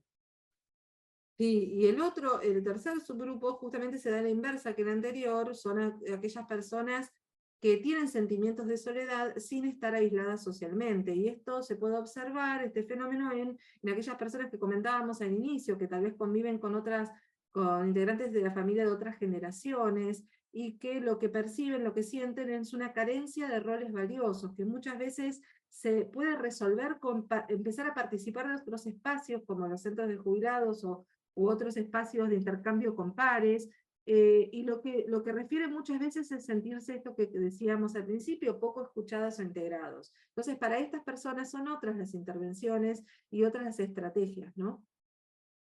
Y por Bueno, acá último, yo meto algunas cosas de las que van dale, diciendo, pues son súper sí, mejor. interesantes. Creo, Herrera, creo que es el nombre, después que lo ponga bien su nombre, está diciendo cosas muy, muy útiles, que está diciendo que hay sociedades que son más comunitaristas, y sociedades que son más solitarias por cuestiones históricas. Digo, nosotros nos volvimos una sociedad más individualista con el tiempo, con lo bueno y con lo malo que esto tiene, pero donde ciertas redes sociales de apoyo, por lo menos formales, que estaban en la familia, se han ido como modificando, y hoy estamos hablando más de redes sociales elegidas. Pero por otro lado, también lo que decía, si no hay rasgo de personalidad, sí, claro que hay rasgo de personalidad. Hay gente que a lo largo de la vida tuvo mucho más dificultades con la sociabilidad, ya sea porque tiene algo paranoico, porque tiene, no paranoico en el sentido grave, pero sí que tiene cierta suspicacia frente a los otros, que en realidad tuvo experiencias negativas. Es decir, todas estas cosas no las estamos considerando en este punto. ¿Por qué? Porque en realidad estamos viendo cómo poder hacer un planteo más general. Pero la verdad es que en todo esto ustedes saben que personalidad y contexto están dialogando todo el tiempo, y donde ciertos rasgos de personalidad, bueno, hacen que sea más duro abrirse a nuevas posturas. Ustedes saben que dentro de los rasgos de personalidad, que son uno de los elementos más estables que tiene el ser humano a lo largo de la vida, hay un estudio que muestra que en la vejez hay una mayor apertura a los otros, justamente por la jubilación, porque en alguna medida lo que aparece es una vuelta a una etapa más cercana a cierta adolescencia, donde hace falta, donde el apoyo o el estar con otros se vuelve mucho más importante. Entonces lo que se ve es que hay una ganancia de grupos, y especialmente de la gente que empieza a concurrir a grupos que antes no había concurrido, pero sabemos que hay gente que le cuesta mucho y que es muy susceptible ante ciertos problemas sociales que puedan sucederse. Bien, y bueno, por último tenemos el cuarto subgrupo, que son las personas que no padecen ni soledad ni aislamiento social, pero aquí lo que es importante entonces, no es un subgrupo que no nos interese para abordar estas temáticas, sino que al contrario, justamente poder brindar información para poder prevenir ante posibles cambios vitales, y esto que decía Ricardo, es una gran oportunidad en las consultas médicas, o en diferentes situaciones o diferentes lugares donde se pueda brindar información, ¿no? Lo que llamamos psicoeducación también. Y acá le traemos rápidamente, porque tenemos 15 minutos para poder darle lugar a las preguntas, ¿no? Una investigación que se hizo acá en la Ciudad Autónoma de Buenos Aires sobre la soledad no deseada. Y que la pregunta que guió esta investigación es cuáles son las variables que intervienen en el sentimiento de soledad de la población mayor de Cava. Justamente les queremos traer algunos detalles de la investigación, cómo estuvo caracterizada la muestra de 178 personas mayores entre 65 y 91 años, el 71,3 fueron mujeres, y el 37,6 entre 65 y 69 años. Las características, bueno, un nivel educativo alto, 59%, algunas cuestiones centrales que residen en zona del centro, 49,4%, y que tienen, voy a pasar por alto algunas cuestiones, que tienen una buena autopercepción de salud, el 84,3%. Y aquí lo que les queremos mostrar, algunas cuestiones de estas diapositivas. En realidad, la distribución porcentual de encuestados con presencia de sentimientos de soledad por edad agrupada. Miren cómo se da, esto es el 2020, cómo se da mucho más en las personas entre 65 y 69 años, el 41,8%, a diferencia, vayamos al otro extremo de la muestra, el 9% en personas de 80 años y más. En realidad esto se explica por un factor que es ajuste, adaptación, es decir, de esa pérdida de recursos que podía tener, podía ser mucho más fluida antes, lo que vamos viendo es que la gente se va adaptando a estar más tiempo solo, a tener menos contactos, sin que esto se vuelva perjudicial. Es decir, acá hay un fenómeno que puede ser, digo, que al principio se vive con mucha angustia o con una sensación de estar mucho tiempo solo, y después la gente aprende a convivir con esto. Nos pasó en una investigación sobre pandemia, donde justamente las personas mayores también eran las que tenían, las que tuvieron una más fácil adaptación a la pandemia. ¿Por qué? Porque estaban más acostumbrados. Había un factor de adaptación que era básico. En vez de la gente que quizás los profesionales que todavía seguían trabajando entre los 60 y los 70 años, tuvieron una fuerte diferencia entre lo que estaban viviendo y lo que iban a vivir con la pandemia. Sí, y acá lo que nos resultó también interesante es cuando se cruza el sentimiento de soledad con la percepción de tristeza, que es interesante para seguir investigando en esta línea. Miren este dato, que es interesantísimo.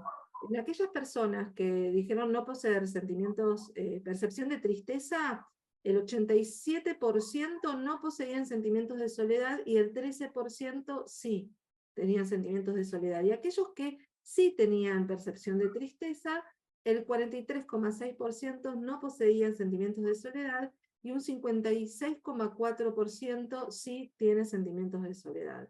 Digo como para ir viendo otras variables que nos ayudan a pensar en la cuestión, ¿no? De la percepción de redes de apoyo también, cruzado con la soledad, en cuanto a la presencia de una red de apoyo, digamos, suficiente, importante, el 65% no poseían sentimiento de soledad y el 34,4% sí poseían sentimiento de soledad. Es importante y remarco el momento en el que se hizo esta encuesta, que justamente fue el primer año de pandemia, ¿sí?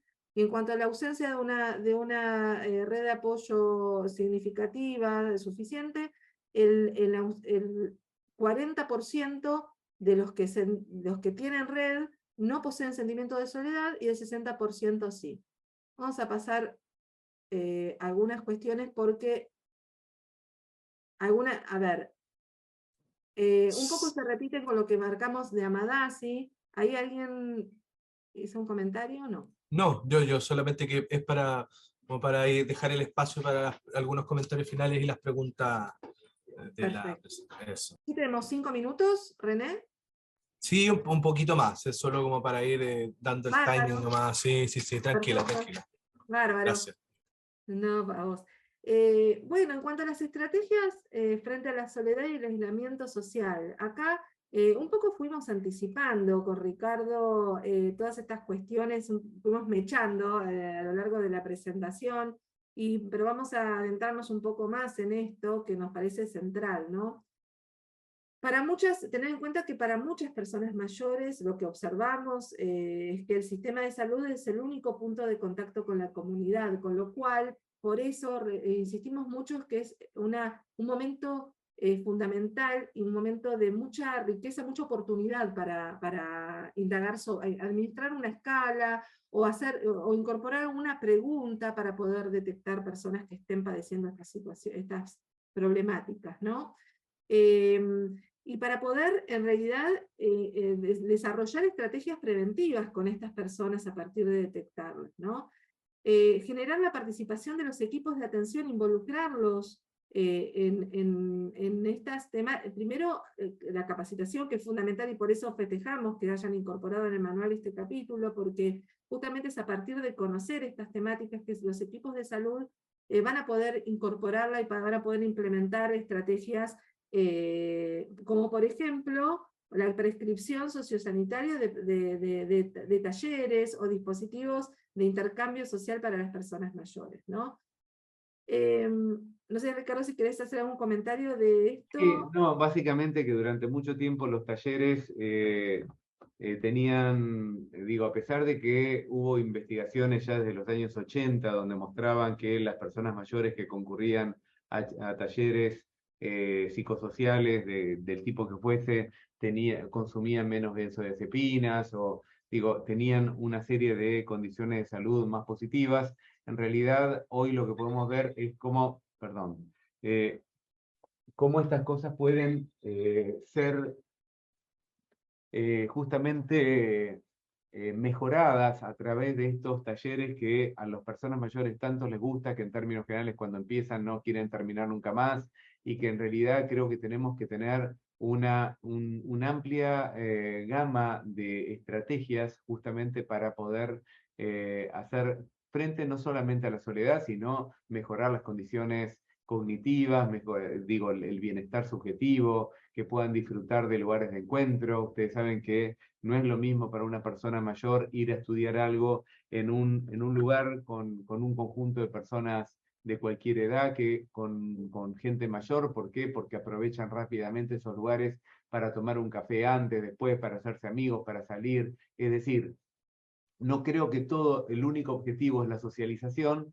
pero sí sabemos que detrás de cada una de estas oportunidades de aprendizaje hay una idea de poder socializar, de poder abrir espacios, y no porque los viejos sean muy diferentes al resto de la sociedad, sino simplemente porque en la medida en que la mayoría de los viejos están jubilados, en realidad lo que nos encontramos es con un grupo que tiene una situación vital diferente al resto de la población. Entonces, en este sentido, van a tener tiempo libre no por una condición de la vejez en sí, sino por un derecho que es el derecho a la jubilación.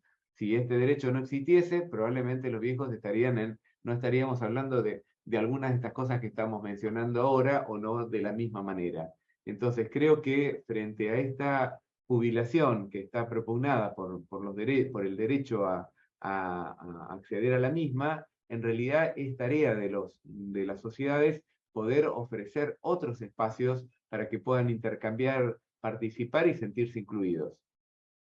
Sí, totalmente. Y ustedes saben que la temática, digamos, en relación a brindar información a las personas mayores sobre los resultados negativos asociados al aislamiento y la soledad, genera a veces como bastante debate al interior de los equipos, porque, bueno, yo recuerdo en un momento que estábamos haciendo una guía en un espacio también con Ricardo y con una colega, nos decía esto de, bueno, pero ¿te parece?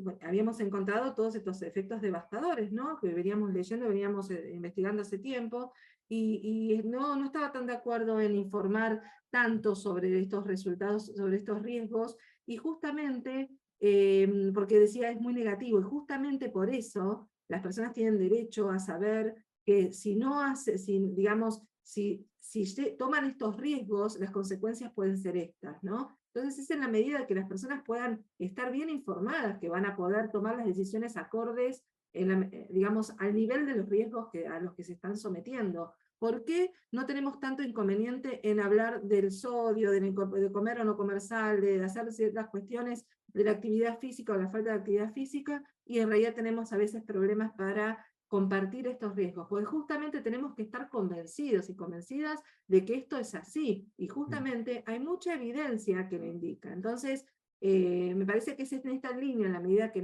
todos nos convenzamos y que podamos estar capacitados en estas temáticas, que vamos a poder transmitir los riesgos con claridad para que justamente las personas puedan conocer y puedan decidir qué es lo mejor para ellas. Y que si no quieren hacerlo, que sepan que no da lo mismo, ¿no? Que si no... Y que en realidad la soledad o la soledad elegida siempre es una oportunidad y siempre es una posibilidad. Lo que tenemos que saber evaluar son los cambios que muchas veces se generan con la vejez, donde no es lo mismo ser un solitario con una pareja, con una familia, con un trabajo, que ser un solitario sin tener ninguna actividad para hacer durante todo el día. Entonces, creo que en la medida en que nosotros podamos evaluar estas diferencias a lo largo de nuestro propio envejecimiento, me parece que vamos a poder saber que quizás ciertas condiciones de vida se van a modificar y vamos a tener que implementar algo como para poder modificar esto. Y para esto hace falta sensibilizar, ¿no?, sobre los riesgos, y en este sentido, como decía Luciana, así como todos sabemos el riesgo que tiene en nuestros triglicéridos y que estamos preocupados en cómo va nuestro colesterol y todas estas cuestiones, creo que tenemos que saber de la misma manera qué es lo que podemos hacer, qué es lo que nos puede pasar con esta soledad, y también ver cómo nosotros podemos tener múltiples áreas de inserción. Es decir, desde los viejos que viven en el campo hasta los viejos que viven, son los ciudadanos ocultos, los ciudadanos no tan ocultos. Es decir, tenemos que tener múltiples estrategias para la heterogeneidad de vejeces que estamos viendo. Sí, y reforzar esto de generar espacios de alfabetización digital, que vimos que si bien, digamos, ya venía previo a la pandemia muchos grupos y muchos equipos trabajando en la temática, no en la medida de lo que, digamos, de la manera necesaria, ¿no? Y lo vimos en la pandemia como las consecuencias negativas que tuvo que muchas personas no estuvieran alfabetizadas digitalmente. La contracara es que muchos lo lograron durante la pandemia, pero tenemos que seguir, reforzar y aprender de esto que nos pasó para poder no dejar que siga sucediendo, ¿no? Cada vez más personas, también que muchos lo lograron, pero muchas otras no. Entonces, ¿cómo llegamos a esas personas que aún no lo lograron? Bueno, justamente tenemos que en este momento ver qué se puede hacer para que no vuelva a suceder que las personas se queden aisladas digitalmente, ¿no? Y concretamente, ¿por qué? Porque cuando nosotros hablamos de envejecimiento activo, muchas veces tenemos como representación un sujeto que tiene todas las capacidades físicas como para poder a veces moverse, ir y venir. Y tenemos que pensar que, más allá de que quizás esa es la población mayoritaria, también hay una población que tiene muchas limitaciones, como las que estuvimos planteando antes, y donde la tecnología va a ser el gran recurso que tengamos como para poder acceder a ellos. Y para que esas personas puedan acceder a cursos, que puedan acceder a todo lo que accedieron durante la pandemia, y que hoy lo que estamos viendo es que hay gente que volvió a la universidad a estudiar o volvió a los centros de mayores a estudiar, y hay gente que sigue a nivel virtual. ¿Por qué? Porque tenía dificultades físicas que no le permiten o vive lejos o lo que fuese. Entonces es un área donde nosotros tenemos que seguir explotando como herramienta para poder llegar a la gente. Sí, esto reforzar lo que veníamos diciendo, la psicoeducación sanitaria individual y grupal, que justamente en la línea de explicar los cambios esperables en esta etapa para poder tomar mejores herramientas, y por otro lado, en cuanto a la información, en cuanto a las guías, que es una herramienta por excelencia para estas situaciones, reforzar la idea de que la información precisa en el momento adecuado es de fundamental importancia, y que realmente ayuda muchísimo, y poder tener todo a mano para poder brindarla en el momento que se necesita, ¿no? Puede cambiar el rumbo de la vida de una persona.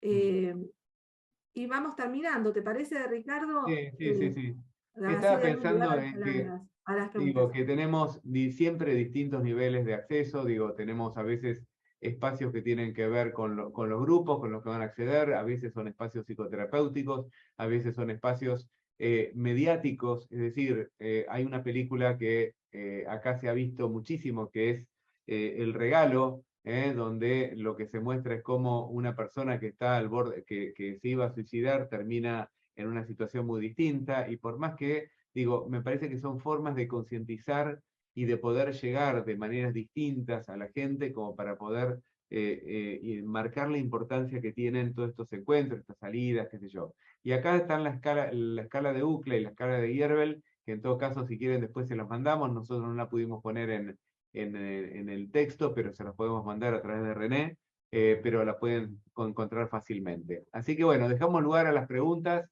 y que ya hay bastantes personas que estuvieron ahí muy activas. Muchas gracias, Luciana, Ricardo, por la excelente presentación, muy clara, muy dinámica.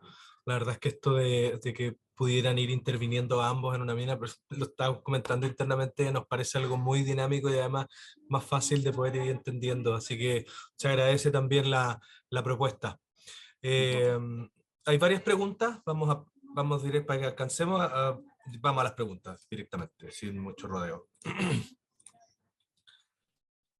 Antropológicamente se pueden considerar culturas que puedan ser más propensas o menos propensas al aislamiento social o a la soledad, como pensando también en la sociedad chilena o más bien en el perfil de la sociedad de Latinoamérica, y cómo eso influye, ¿cierto?, también en la capacitación o en las competencias que deberían tener los profesionales en la atención de la red. Para poder también entender ese fenómeno, ¿cierto? Que hay una característica de la idiosincrasia tal vez, pero que también, ¿cierto?, requiere de considerarse el momento de generar una intervención. A mí me parece que es una pregunta súper interesante. ¿Por qué? Porque lo que nos puntúa es, hay sociedades que son diferentes. Si nosotros comparamos la sociedad norteamericana, muchas veces lo que vemos, y no es toda la sociedad norteamericana, sino la población blanca norteamericana, que no es lo mismo que la hispana o la negra, donde todavía se maneja más cercano a nosotros, en realidad lo que vemos es gente que tiene una sociabilidad más ligada a las oportunidades que ofrecen la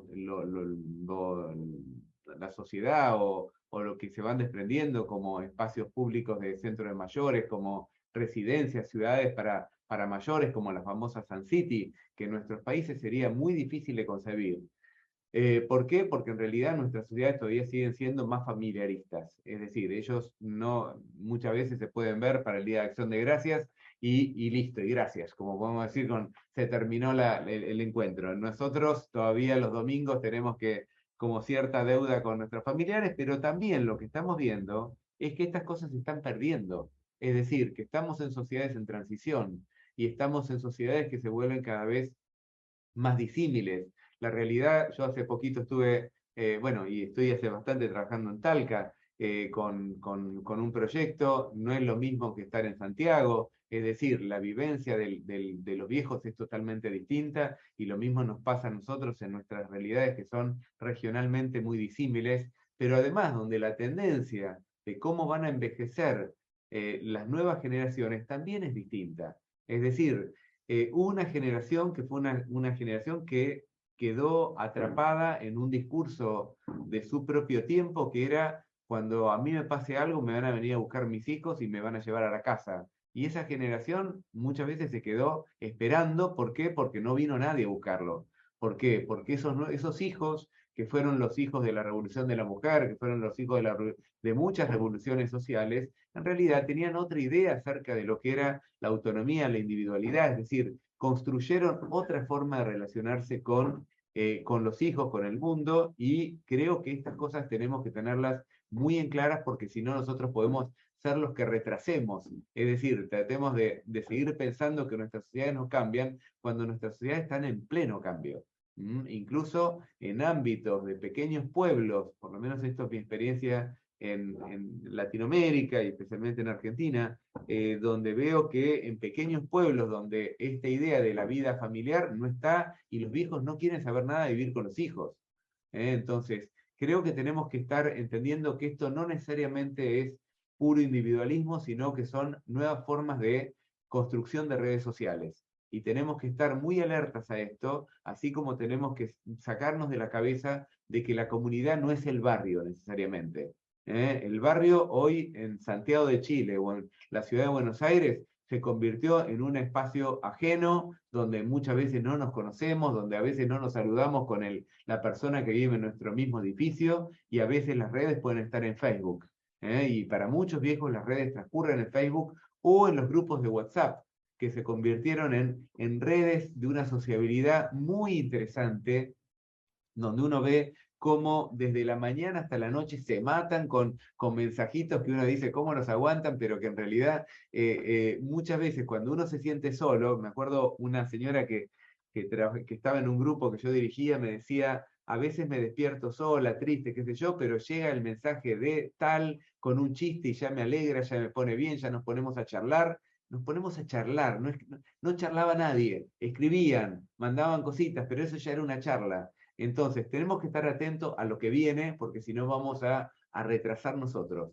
Y nuestras sociedades van para rumbos que a veces son inéditos y sumamente variados, porque las sociedades tienen el permiso hoy de ser más heterogéneas. Perfecto. Déjame vincular entonces otra pregunta que está muy relacionada con eso, que dice respecto de la alfabetización digital en personas mayores fundamentalmente. Dice, ¿se podría considerar que esta sociedad de exitismo, consumismo y altamente tecnologizada puede crear nuevos y más analfabetos informáticos? Sea una sociedad que tiende a instalar, ¿cierto?, esta sensación de aislamiento o de soledad en las personas mayores. Muy Y buena cómo pregunta. poder abordarlo, me imagino, evidentemente, ¿no? Desde, ¿cierto?, desde las disciplinas de salud y desde la atención en la red. Y en realidad, en este sentido estamos pugnando no solamente porque la alfabetización digital se dé, sino para que se limite la desinclusión. Digo, estamos generando un gran grupo de desincluidos sociales o de excluidos sociales que en alguna medida, al no saber cómo manejarse con las redes o manejarse con las aplicaciones, lo que vemos es que tienen serias perturbaciones en la vida cotidiana. Y en realidad esto genera altos montos de estrés. ¿Por qué? Porque uno quiere ir a ver cómo está su jubilación o cómo está su seguro de salud, y te piden una aplicación que a veces es muy difícil entrar y que muchas veces no hay teléfonos para poder comunicarse, ¿no? El otro día un grupo de personas mayores me dice, está todo bien la tecnología, pero no cambian tan rápido. ¿Por qué? Porque hay algunos que vamos más lento. Algunos. Acabo de cambiar el celular, estuve un día entero desesperado porque no lograba hacer, y porque en realidad a veces, en este sentido, no solo los equipos de salud, es la sociedad entera. Tenemos que obligar a que cada vez que se haga una aplicación, se testee con grupos heterogéneos, con grupos de jóvenes y con grupos de viejos. Es decir, no podemos largar una aplicación al aire y que la prueba nadie, que la prueban los amigos de gente que está en software y que seguramente para ellos todo puede ser muy, muy sencillo. Tenemos que empezar a trabajar concertadamente con muchas otras disciplinas. ¿Por qué? Porque la verdad es que una aplicación que no pueda entrar una persona es tan peligrosa como una rampa mal hecha donde una persona se pueda caer. Tenemos que tener esta concepción, y ojalá pudiésemos tener la concepción de que así como uno puede hacer un juicio a la ciudad, si uno se cae en una rampa o en una vereda mal hecha, podemos hacer un juicio a quien haga una aplicación de un banco donde después sea muy difícil entrar. Acá tenemos experiencias, ayer justamente estaba hablando un poco de esto, de bancos en donde uno deja de hacer ciertas cosas. ¿Por qué? Porque es muy difícil adherir a una persona para mandarle una transferencia, porque te lo complican 27 veces. Entonces, esto tenemos que ver que los equipos de salud tienen que trabajar mancomunadamente con estos límites que uno encuentra y con la desesperación que uno ve y que uno vio en la pandemia, donde la gente no podía ir al banco y no tenía a quién preguntarle, por ejemplo. Estamos hablando de la plata de la gente. La tarjeta de débito para sacar la jubilación. Mucha gente, en algunos bancos acá ponen lo que se llama azafatas, que es gente que te ayuda. En realidad lo que tendrían que poner son cursos cursos intensivos donde la gente pueda ir y probar 20 veces. ¿Por qué? Porque no es que estamos sacando un premio, una sortija como si fuera en una calecita, estamos sacando dinero. Entonces, si la persona mayor pudiese utilizar bien su tarjeta de débito, seguramente podría dejar la plata en el banco, no habría tantos robos a jubilados, es decir, hay un montón de cosas que dejarían de pasar, pero tenemos que tener en cuenta que hay una nueva dimensión de la salud que tiene que ver con asegurar y que la gente sea competente, sea eficaz en sus propias competencias. Tenemos dos preguntas más, no sé, Luciana, si te quieres referir a lo que ya se Sí, mencionaba Ricardo. algo O, en cuanto adelante. a esto de la alfabetización digital, me parece interesante también que podamos, como, así como en otras temáticas somos muy creativos, también en esto tenemos que apelar a la creatividad. A nosotros hace poco con Ricardo tuvimos una experiencia en cuanto a un taller de inclusión digital, incluimos también lo intergeneracional, que tuvo como beneficio doble, ¿no? Porque después en los testimonios tanto de los adolescentes que estuvieron como facilitadores digitales, la experiencia tenía que ver con un taller que ya veníamos desarrollando, pero incluimos facilitadores digitales que eran los alumnos de la secundaria, que ayudaban a incorporar esto que los docentes, los talleristas, iban explicando. Y la verdad que lo que se dio también, era uno de los objetivos, era justamente empezar a movilizar también las representaciones negativas de la vejez de estos adolescentes y también los prejuicios de las personas mayores en relación a los adolescentes. Entonces, lo que pudimos observar no era solamente esto de que pudieron incorporar, hasta lo que decían era, bueno, mis nietos, aquellos que tenían nietos o nietas, no tienen la paciencia que tuvieron estos chicos para poder explicarme, y también aquellos que no tenían contacto con esas edades, poder incorporar algo del intercambio, un intercambio significativo, porque terminaban también hablando de otras cuestiones cuando ya lo iban incorporando. Entonces digo, como desde la psicogerontología comunitaria poder pensar ¿no? dispositivos que puedan apuntar a diferentes objetivos en simultáneo, que tenemos tanto para hacer, ¿no? Absolutamente. Solo comentar que hace muy poco Juan Alejandro, que es nuestro referente de salud mental de la oficina, organizó y ejecutó un diálogo intergeneracional, hace muy poquito un diálogo virtual todavía, evidentemente, pero donde se trabajaron dos temas muy fundamentales, un diálogo intergeneracional entre adolescentes y jóvenes y personas mayores, básicamente en torno a la toma de conciencia del edadismo, ¿es cierto? Y cómo esto afecta en distintos niveles y la estigmatización que existe hacia ambos grupos de la sociedad. Desde que las personas mayores son más enfermizas, tienen peor humor o más mal humor, la mayoría de ellos son dependientes, son pasivos sexualmente, y por otro lado tienes a los adolescentes y jóvenes que son considerados a un niño, que son todos hipersexualizados, que son incapaces de generar vínculos y de comprometerse, que tienen conductas de riesgo y etcétera, ¿no? Una serie de edadismos que están puestos en ambas generaciones y nos parece que fue una experiencia bastante virtuosa al principio y que fue bastante valorada por los mismos referentes. Si bien es cierto, juntamos a jóvenes y adultos, personas mayores de consejos consultivos, es decir, que representan a otros adolescentes y jóvenes, nos parece que es una muy buena etapa para empezar a introducir esto con mayor frecuencia, estos diálogos donde reunimos a la gente justamente a conversar de esto, ¿no? A cómo se sienten frente a la posición que tienen en la sociedad, los prejuicios que existen, ¿cierto? Y cómo poder ir desarrollando políticas no solo en salud, que aborden las necesidades particulares de los grupos, que eso evidentemente existe. Como esta mirada adultocéntrica, también que lo planteaban los mismos adolescentes, ¿no? En este encuentro, de que todo gira en torno a las necesidades de los adultos y no hay adolescentes, jóvenes, niños, niñas otros grupos que no son considerados en sus diferencias. Eso para contarles también. Y por último, para cerrar, que ya estamos súper en el tiempo, dos preguntas para que no se vayan, me parece que son relevantes. ¿Cómo se podría relacionar o no este futuro síndrome geriátrico, ¿cierto? Que es la soledad, con algo conocido como autoabandono, que en algún minuto comentan aquí que fue definida por una psiquiatra, o geriatra argentina, ¿no? Que en el fondo es la autodeterminación de encierro, como de aislamiento, pero voluntario. No sé cómo lo visualizan eso ustedes, si es que están al tanto también de esta este diagnóstico o de síndrome de autoabandono, donde las personas mayores, ¿cierto? Básicamente no te dejan entrar a las casas nomás, y no hay un síndrome de Diógenes, no se acumulan cosas, pero sí, ¿cierto? Hay una necesidad de no poder tener interacción social.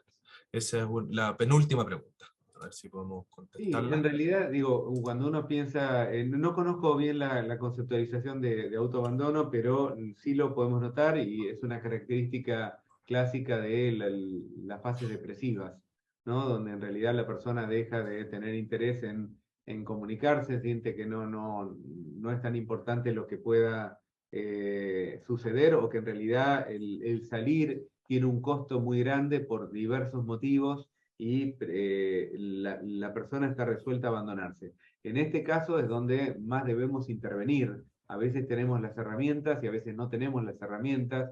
También hay grupos que tienen mucho temor a que las personas entren en las casas, ¿no? Que esto pasó, por ejemplo, con los viejos LGBT, donde tenían dificultades de que haya cuidadores que puedan saber acerca de su intimidad sexual. Pero digo, hay muchas heterogeneidades en relación a esto, pero creo que cuando tenemos estas situaciones de riesgo, si no tenemos elementos en la comunidad que nos alerten de esto, probablemente no llegamos, o llegamos demasiado tarde, o llegamos cuando se produce una caída, o cuando se produce una situación. Nosotros hasta hace muy poco tiempo trabajé en una institución muy grande que hay en Argentina, se llama PAMI, y donde teníamos situaciones donde de repente alguien venía a denunciar, venía a alertar de que tal persona hacía un mes que no salía o hacía 2 semanas, entonces los vecinos se preocupaban por esta persona, pero a veces era incluso difícil entrar, ¿no? Porque además la gente, digo, el grado de suciedad que se generaba y todas estas cuestiones hacían que la persona tenga vergüenza. Es decir, son situaciones muy difíciles que a veces desde nuestros propios planteos occidentales no es tan fácil. Para Cuba les resulta mucho más fácil entrar en esto porque tiene una estructura de cuidados comunitarios mucho más interventivos. Nosotros tenemos hasta ahí una posibilidad y creo, yo por eso insisto mucho en el uso del teléfono. Digo, tanto para personas que están en duelo, para personas que están pasando situaciones difíciles, llamadas continuas, no tampoco insistentes, pero de poder saber, de que se vaya generando una relación en la cual en ese momento donde quizás no podamos intervenir, hay un marco de confianza que nos permita llegar a esa persona. Pero Perfecto. sabemos que esto requiere equipos psicosociales muy grandes. Y por último, la última pregunta, si existen elementos respecto a los rasgos o clúster de personalidad en las personas mayores, o tanto como factores de riesgo de protección frente a la soledad o el aislamiento, que los profesionales de salud mental que hagan intervenciones de pesquisa o de intervención deberán considerar particularmente. Algo de esto recién habíamos mencionado un poco en relación a variables de personalidad que pueden llegar a ser más compleja la intervención. Hace poquito en España justamente se estaba trabajando porque habían tomado este tema en Europa como un tema central y justamente uno de los temas era cuáles son los rasgos de personalidad que pueden llegar a generar, a generar mayor soledad, ¿no? Obviamente en esto tenemos rangos muy variados, desde, bueno, decíamos, desde gente con temores, con suspicacias, con gente que tiene problemas incluso cognitivos. Sabemos que en ciertas fases de las demencias aparece lo que se llama el delirio de Kretschmer, de pensar que alguien me está robando, de que se metieron en mi casa y me sacaron algo, con lo cual todo esto no ayuda demasiado a que una persona pueda abrirse a los otros. Por eso hay dificultades que se vuelven más serias ligadas a características de personalidad. Lo que nosotros tenemos que ver es cómo hacemos para que muchas veces esas personas que terminaron en situaciones de soledad por cuestiones más bien contextuales, coyunturales, puedan salir de esto y cómo podemos ir viendo a lo largo del curso de la vida estas personas que van a tener más dificultades para ver cómo podemos ir accediendo, pero sabemos que tenemos dificultades y que muchas veces los encontramos en situaciones de gravedad, porque desconfían. Perfecto.